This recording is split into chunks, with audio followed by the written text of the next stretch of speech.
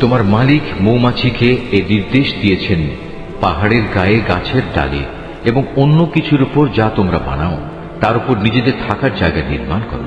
অতঃপর প্রত্যেক ফল থেকে রস আহরণ করে তা খেতে থাকো। অতঃপর তোমার মালিকের নির্ধারিত পথ ধরে পূর্ণ আনুগত্যের সাথে সেদিকে এগিয়ে চলো। এভাবে তার পেট থেকে রং বেরঙের পানীয় দ্রব্য বের হয়, যার মধ্যে মানুষদের নিরাময়ের ব্যবস্থা রয়েছে। অবশ্য এতেও নিদর্শন রয়েছে সে সম্প্রদায়ের জন্য যারা আল্লাহর এই সৃষ্টি বৈচিত্র্য নিয়ে চিন্তা করে। আল্লাহ তাআলাই তোমাদের সৃষ্টি করেছেন, অতঃপর তিনিই তোমাদের মৃত্যু দেবেন। তোমাদের কোনো ব্যক্তি এমনও হবে যে সে বৃদ্ধ বয়সের দুর্বলতম স্তর পর্যন্ত পৌঁছে যাবে। এতে করে কৈশোরে এবং যৌবনে কোনো বিষয় জানার পর সে পুনরায় অজ্ঞ হয়ে যাবে। আল্লাহ তাআলা অবশ্যই সর্বজ্ঞ, তিনি সর্বশক্তিমান। আল্লাহ তাআলা তোমাদের কাউকে কারো উপর রিজিকের ব্যাপারে প্রাধান্য দিয়ে রেখেছেন। অতঃপর যাদের এ ব্যাপারে শ্রেষ্ঠত্ব দেয়া হয়েছে তারা আবার তাদের অধীনস্থ দাস দাসীদের নিজেদের সামগ্রী থেকে কিছুই দিতে চায় না। তাদের আশঙ্কা হচ্ছে এমনটি করলে এই ব্যাপারে তারা উভয়ে সমান পর্যায়ের হয়ে যাবে। তবে কি এরা আল্লাহর এই নিয়ামত অস্বীকার করে? আল্লাহ তাআলাই তোমাদের মধ্যে থেকে তোমাদের জোড় পয়দা করেছেন এবং তোমাদের এই যুগল দম্পতি থেকে তিনি তোমাদের পুত্র পৌত্রাদি সৃষ্টি করেছেন এবং তিনি তোমাদের উত্তম রিজিক দান করেছেন। তারপরেও কি এরা বাতিলের উপর বিশ্বাস স্থাপন করবে আর আল্লাহর নিয়ামতকে অবিশ্বাস করবে?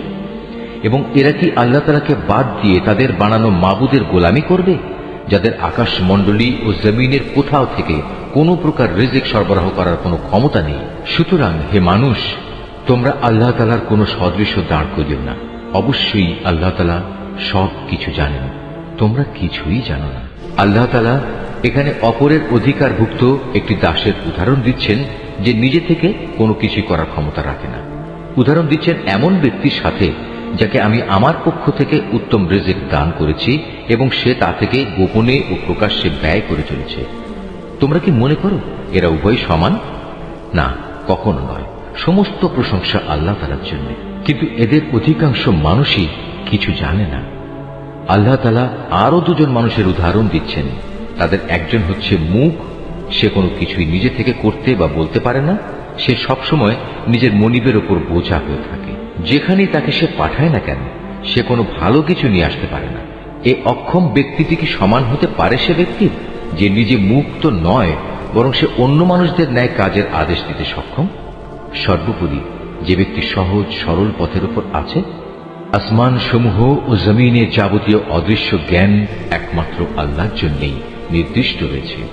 কিয়ামত অনুষ্ঠানের ব্যাপার তো তাঁর কাছে চোখের পলকের ন্যায়, বরং তার চাইতেও নিকটবর্তী। আল্লাহ তাআলা অবশ্যই সর্ববিষয়ের উপর শক্তিমান। আল্লাহ তাআলা তোমাদের মায়ের পেট থেকে এমন এক অবস্থায় বের করে এনেছেন যে তোমরা তার কিছুই জানতে না। অতঃপর তিনি তোমাদের কান, চোখ ও দিল দিয়েছেন যাতে করে তোমরা শুকর আদায় করতে পারো। এরা কি পাখিটির দিকে তাকিয়ে দেখে না যে আকাশের শূন্য গর্ভে সহজে বিচরণ করছে? আল্লাহ তাআলা ছাড়া এমন কে আছে যিনি এদের শূন্যের মাঝে স্থির করে ধরে রাখেন? অবশ্যই এর নিপুণ ব্যবস্থাপনার মাঝে ইমানদার সম্প্রদায়ের জন্য অনেক নিদর্শন রয়েছে। আল্লাহ তাআলাই তোমাদের জন্য তোমাদের ঘরগুলোকে শান্তির নীড় বানিয়েছেন। তিনি তোমাদের জন্য পশুর চামড়া দিয়ে তাঁবুর হালকা ঘর বানাবার ব্যবস্থা করেছেন যাতে তোমরা ভ্রমণের দিনে তা সহজভাবে বহন করে নিতে পারো, আবার কোথাও অবস্থান নেওয়ার সময়ও তা ব্যবহার করতে পারো। ওদের পশম, ওদের লোম, ওদের কেশ থেকে তিনি একটি নির্দিষ্ট মেয়াদের জন্য তোমাদের অনেক ব্যবহার উপযোগী সামগ্রী বানাবার ব্যবস্থা করে দিয়েছেন। আল্লাহ তাআলা যা কিছু সৃষ্টি করেছেন তা থেকে তিনি তোমাদের জন্য ছায়ার ব্যবস্থা করে দিয়েছেন। তিনি তোমাদের জন্য পাহাড়ের মাঝে আশ্রয়ের ব্যবস্থা করেছেন। তিনি আরো ব্যবস্থা করেছেন তোমাদের জন্য পরিধেয় বস্ত্রের, যা তোমাদের প্রচন্ড তাপ থেকে রক্ষা করে।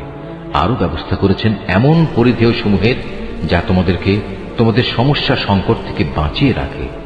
এভাবেই তিনি তোমাদের উপর তার নিয়ামত সমূহ পূর্ণ করে দেন যাতে করে তোমরা তার অনুগত বান্দা হতে পারো। যদি তারা সত্য থেকে মুখ ফিরিয়ে নেয় তবে তুমি জেনে রেখো তাদের কাছে সুস্পষ্ট বক্তব্য পৌঁছে দেওয়া ছাড়া তোমার আর কোনোই দায়িত্ব নেই।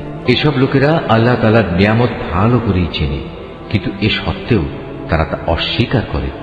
আসলে ওদের অধিকাংশ মানুষই হচ্ছে অকৃতজ্ঞ। স্মরণ করো যেদিন আমি প্রতিটি সম্প্রদায়ের মধ্যে থেকে এক একজন সাক্ষী দাঁড় করিয়ে দেব। অতঃপর কাফেরদের কোন রকম কৈফিয়ত দেওয়ার অনুমতি দেওয়া হবে না, না তাদের সেদিন আল্লাহর সন্তুষ্টির জন্য কোনো সুযোগ দেওয়া হবে। সেদিন যখন জালেমরা আযাব দেখতে পাবে তখন ভীষণ চিৎকার করে তা থেকে বাঁচার চেষ্টা করবে, কিন্তু কোনো চিৎকারেই তাদের উপর থেকে শাস্তি লঘু করা হবে না, না এ ব্যাপারে তাদের কোন রকম অবকাশ দেওয়া হবে। মুশরিক ব্যক্তিরা যাদের আল্লাহর সাথে শরীক করেছিল, সেদিন যখন তারা সেসব লোকদের দেখবে তখন বলবে, হে আমাদের মালিক, এরাই তো সেসব লোক যাদের আমরা তোমার বদলে ডাকতাম। অতঃপর সে শরীক কিংবা মুশরিক ব্যক্তিরা উল্টো তাদের উপরেই অভিযোগ নিক্ষেপ করে বলবে, না আসলে তোমরাই হচ্ছে মিথ্যাবাদী। তখন এ মুশরিক ব্যক্তিরা আল্লাহর কাছে আত্মসমর্পণ করবে। যা কিছু কথা তারা উদ্ভাবন করত সেদিন তা নিষ্ফল হয়ে যাবে। যারা কুফরি করেছে এবং অন্য মানুষদেরও আল্লাহর পথ থেকে বাধা দিয়েছে, আমি সেদিন তাদের আযাবের উপর আযাব বৃদ্ধি করব।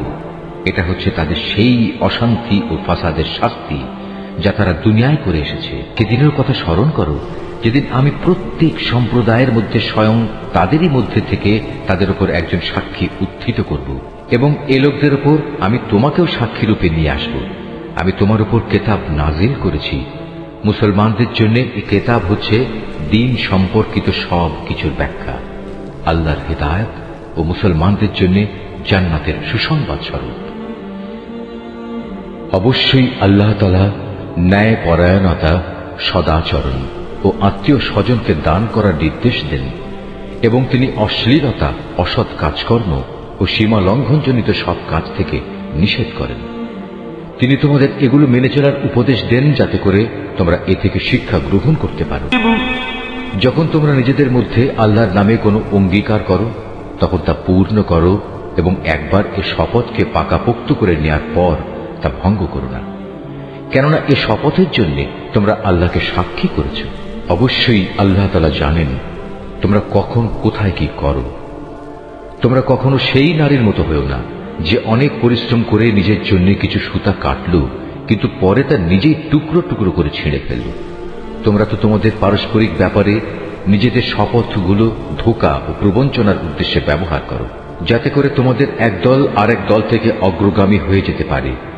আসলে আল্লাহ তাআলা এই বিষয়টি দিয়ে তোমাদের পরীক্ষা নেন মাত্র। তাছাড়া তোমরা যেসব বিষয়ে মতবিরোধ করছো, কিয়ামতের দিন অবশ্যই তিনি তা সবার সামনে প্রকাশ করে দেবেন। আল্লাহ তাআলা যদি চাইতেন তাহলে তোমাদের সবাইকে এক জাতি বানিয়ে দিতে পারতেন।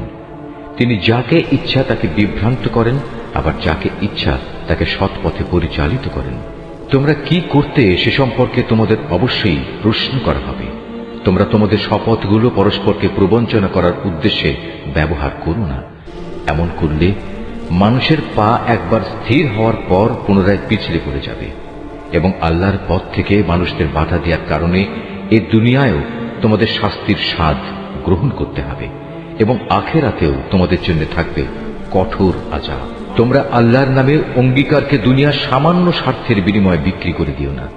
সততা ও বিশ্বস্ততার পুরস্কার যা আল্লাহর কাছে আছে তা তোমাদের জন্য অনেক উত্তম। যদি তোমরা জানতে যা কিছু সহায় সম্পদ তোমাদের কাছে আছে তা একদিন নিঃশেষ হয়ে যাবে, অপরদিকে আল্লাহর কাছে এর যা বিনিময় আছে তা হামেশাই বাকি থাকবে। সে আশায় যারা ধৈর্য ধারণ করেছে এবং ভালো কাজ করেছে, নিশ্চয়ই আল্লাহ তাআলা তাদের সেসব কর্মের শ্রেষ্ঠ পুরস্কার দেবেন।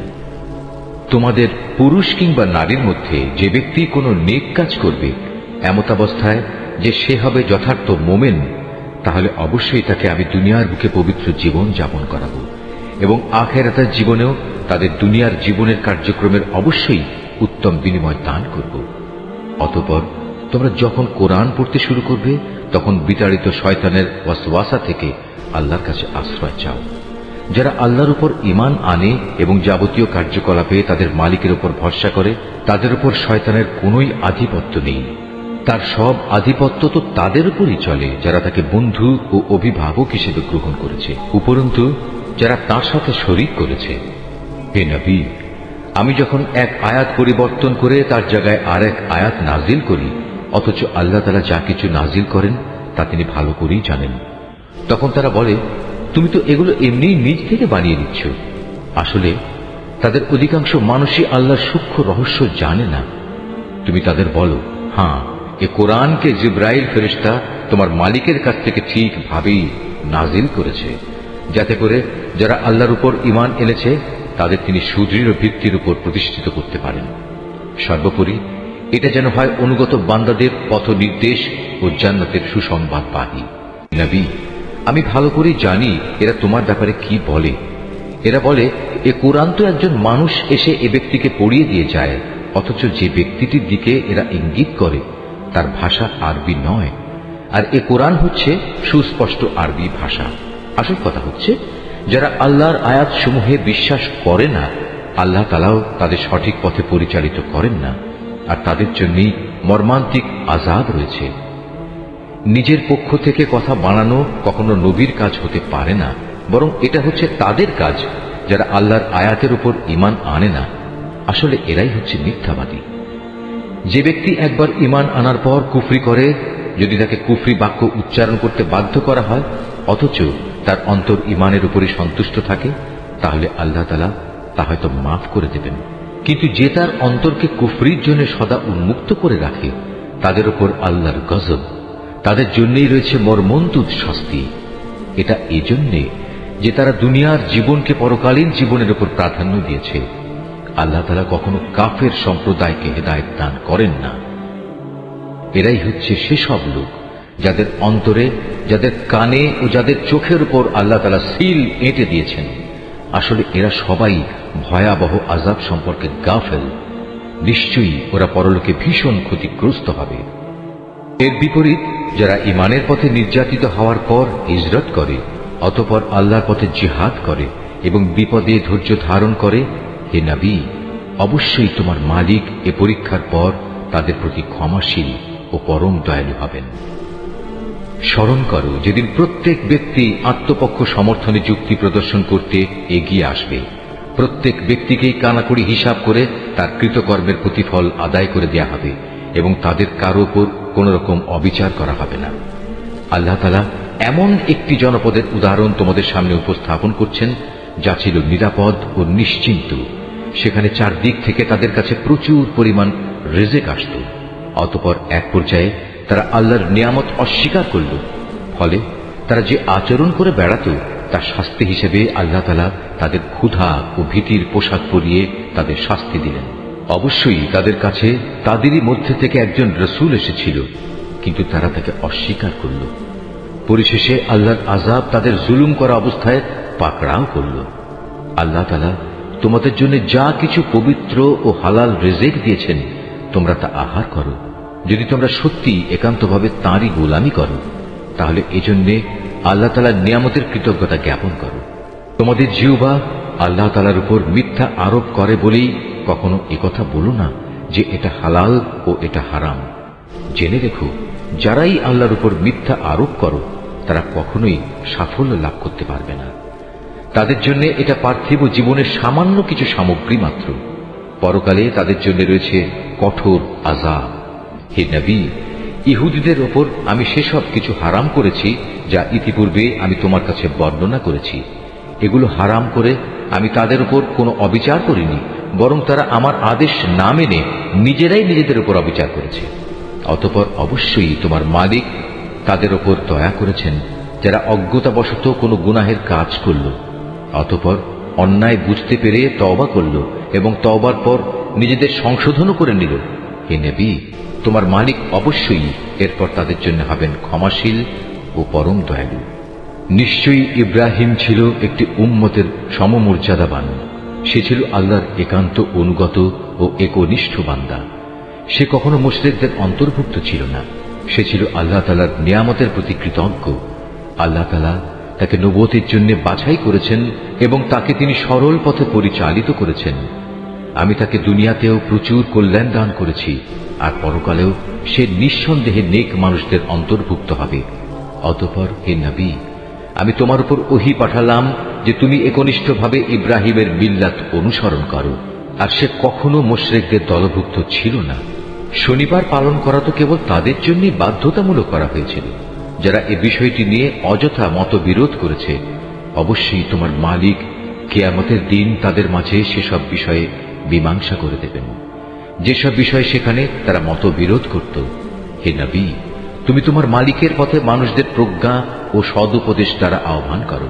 কখনো তর্কে যেতে হলে তুমি এমন এক পদ্ধতিতে যুক্তিতর্ক করো যা সবচাইতে উৎকৃষ্ট পন্থা। তোমার মালিক এটা ভালো করেই জানেন কে তার পথ থেকে বিপদগামী হয়ে গেছে, আবার যে ব্যক্তি হেদায়েতের পথে রয়েছে তিনি তার সম্পর্কেও সবিশেষ অবহিত আছেন। যদি তোমরা কাউকে শাস্তি দাও তাহলে ঠিক ততটুকু শাস্তি দেবে যতটুকু অন্যায় তোমাদের সাথে করা হয়েছে। অবশ্য যদি তোমরা ধৈর্য ধারণ করো তাহলে জেনে রেখো ধৈর্যশীলদের জন্য তাই হচ্ছে উত্তম। হে নবী, তুমি নির্যাতন নিপীড়নে ধৈর্য ধারণ করো। তোমার ধৈর্য সম্ভব হবে শুধু আল্লাহ তাআলার সাহায্য দিয়েই। এদের আচরণের উপর দুঃখ করো না। এরা যেসব ষড়যন্ত্র করে চলেছে তাতে তুমি মনক্ষুণ্ণ হও না। অবশ্যই আল্লাহ তাআলা তাদের সাথে রয়েছেন যারা জীবনের সর্বত্র আল্লাহ তাআলাকে ভয় করে চলে। সর্বোপরি তারা হবে সৎ কর্মশীল।